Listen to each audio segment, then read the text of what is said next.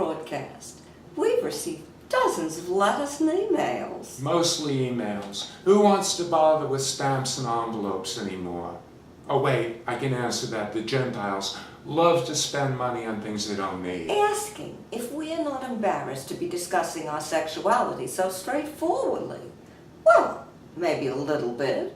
You should see some of the looks I get at Neiman Marcus. I want to say to some of those rhymes with witches, God forbid your face should freeze that way. Oh, and it's a picnic for me at the country club, I suppose. I'm lining up a pot and some Michiganer is shouting to me from across the fairway, Saul, we saw you eating your breakfast out of a dog bowl on television. It's disgraceful. You should be ashamed. Anyway, here I am the other day at Neiman's, and this little shiksa with a boob job and a lip job and so much Botox in her, I bet she could probably hardly get out from behind the wheel of an Escalade. And they all drive the Escalade to go in. Forget what Consumer Report says about the gas mileage they get And or wants don't to get. give me service?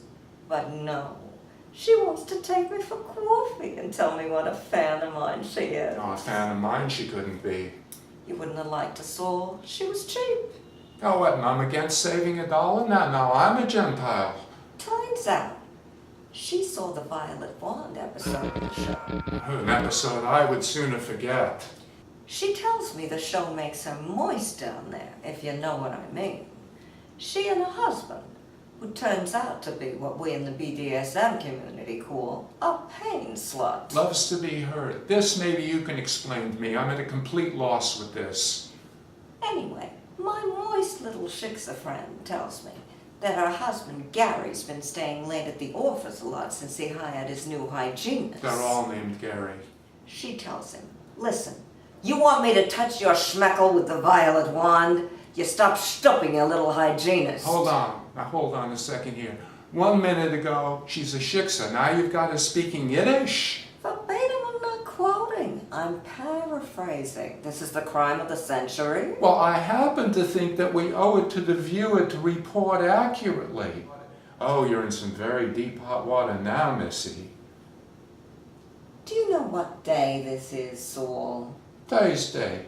Did we not agree that your dominant days would be even-numbered Wednesdays and odd-numbered Tuesdays and Sundays? Oh, and this is written in stone now. God forbid we should be a little spontaneous. Maybe you're forgetting how for 15 years we couldn't have relations unless I was wearing fishnet stockings and false eyelashes. You were born in false eyelashes. And I'm gonna die in them, which you're about to do in 2 seconds.